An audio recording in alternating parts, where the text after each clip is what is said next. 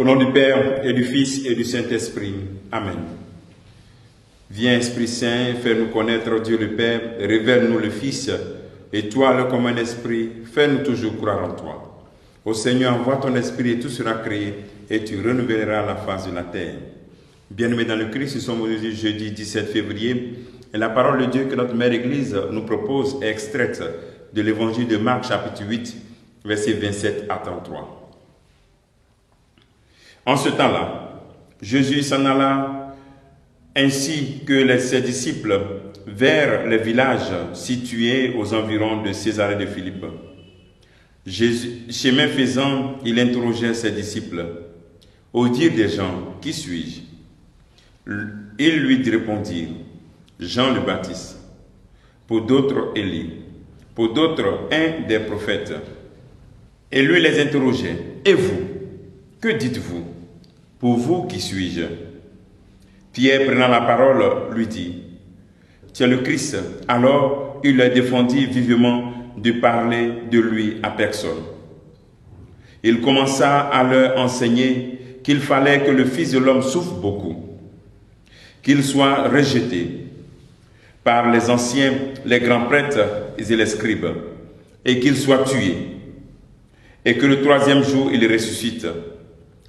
Jésus disait cette parole ouvertement. Pierre, le prenant à part, se mit à lui faire de vifs reproches. Mais Jésus se retourna et voyant ses disciples, il interpella vivement Pierre. Passe derrière moi, Satan. Tes pensées ne sont pas celles de Dieu, mais celles des hommes.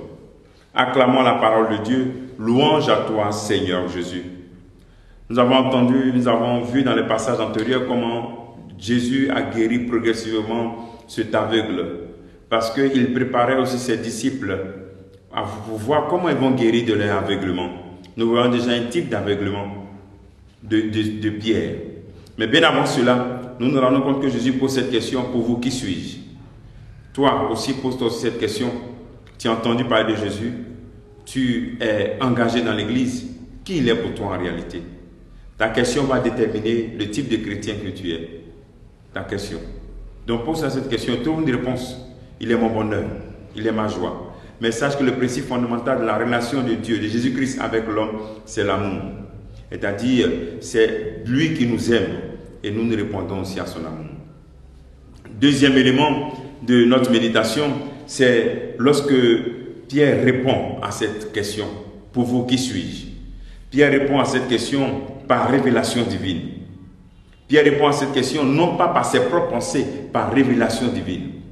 L'enseignement que nous pouvons tirer, c'est que dans notre vie aussi, nous pouvons recevoir des révélations de Dieu que Jésus même peut nous donner dans l'adoration de ses sacrements, dans la prière permanente et dans nos prédications, faire la différence entre ce que nous recevons de Dieu et ce que nous pensons.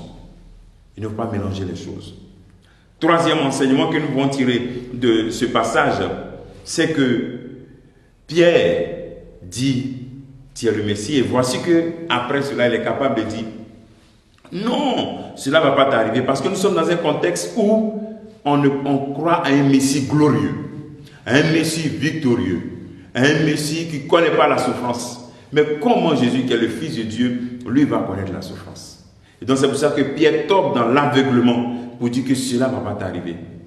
Malgré le fait qu'il a reçu la révélation de Dieu, malgré le fait qu'il a donné une bonne réponse venant de Dieu, il est capable aussi d'aveuglement.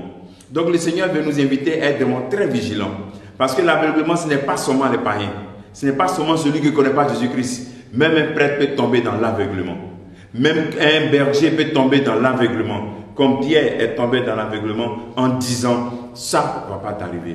Soyons humbles et demeurons des adorateurs du Christ. Laissons-le nous illuminer. Rentrons dans l'humilité. Même tu as combien d'années de confirmation, de baptême? C'est toi qui as vu les premiers missionnaires. Tu peux aussi tomber dans l'aveuglement.